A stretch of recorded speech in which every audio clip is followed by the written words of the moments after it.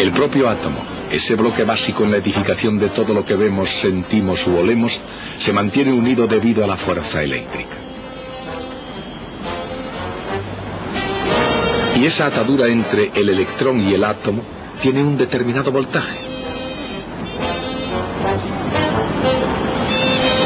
Ese voltaje es el que mantiene al mundo unido. Entonces, ¿cuál es el voltaje del propio átomo?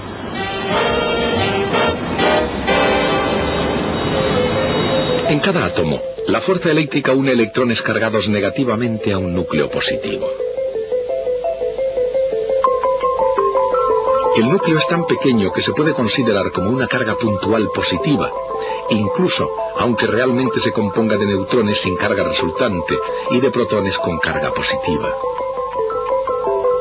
Cada electrón tiene justamente la carga negativa suficiente para equilibrar la carga positiva de un protón. El resultado puede ser un átomo totalmente neutro. Esta representación, o cualquier otra de un átomo, es solamente un modelo, pero como modelo nos sirve de guía a la realidad. Y una realidad de gran importancia es que la distancia del núcleo al electrón más exterior de cualquier átomo es siempre aproximadamente un Armstrong, es decir, la 100.000.000ª parte de un centímetro. Desde el punto de vista de ese electrón exterior, los otros electrones equilibran prácticamente la carga eléctrica de todos los protones del núcleo, excepto la de uno.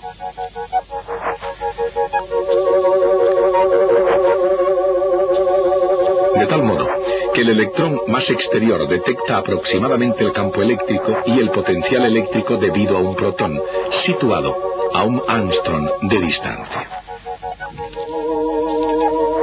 Su potencial eléctrico alcanza solo unos pocos voltios.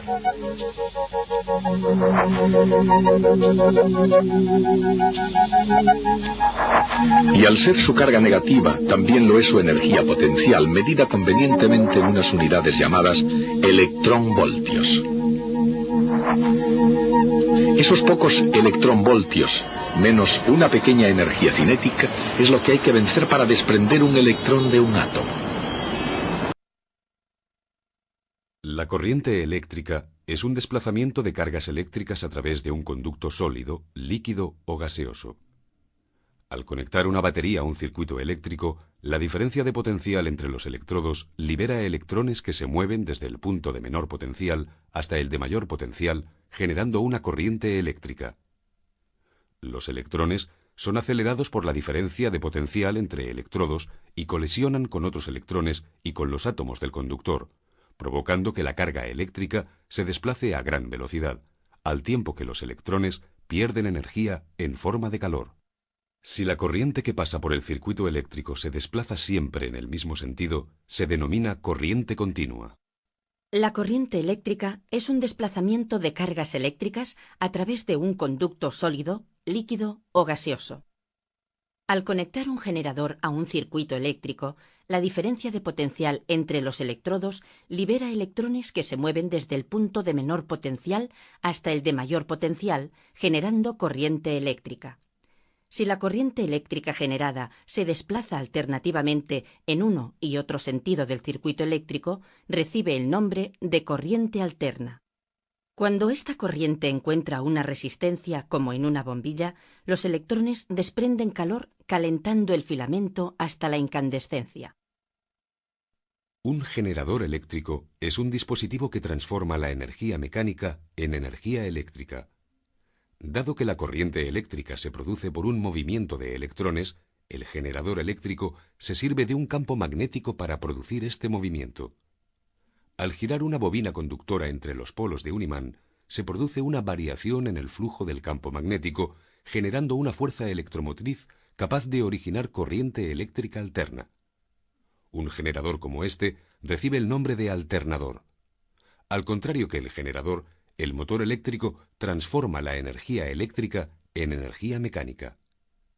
Al conectar la bobina a una corriente eléctrica continua, se genera un campo magnético en ella que interacciona con el campo magnético del imán en herradura. Esta interacción provoca que la bobina gire sobre sí misma. La resistencia que opone el conductor al flujo de corriente es lo que llamamos resistencia eléctrica. Se mide en ohmios. En un circuito de resistencia constante, la corriente y el voltaje son proporcionales. Si se duplica el voltaje, se duplica la corriente. Por otro lado, si se duplica la resistencia de un circuito, la corriente se reduce a la mitad. A mayor resistencia, menor corriente. La resistencia de un cable depende de su espesor, su longitud, de la conductividad del material del que está hecho y de la temperatura a la que se encuentre. La resistencia eléctrica es menor en los cables gruesos que en los delgados. Los cables largos oponen más resistencia que los cortos. En la mayoría de los casos, un aumento de temperatura se traduce en un incremento en la resistencia del conductor. La ley de Ohm es una herramienta fundamental para el cálculo en los fenómenos eléctricos. Potencia eléctrica. La corriente que circula en la resistencia provoca la pérdida de una cierta cantidad de energía por unidad de tiempo, que se convierte en calor. La energía en la unidad de tiempo está dada por el producto de la tensión por la corriente y se denomina potencia eléctrica. Tenemos, sin embargo, que distinguir entre dos tipos de potencia.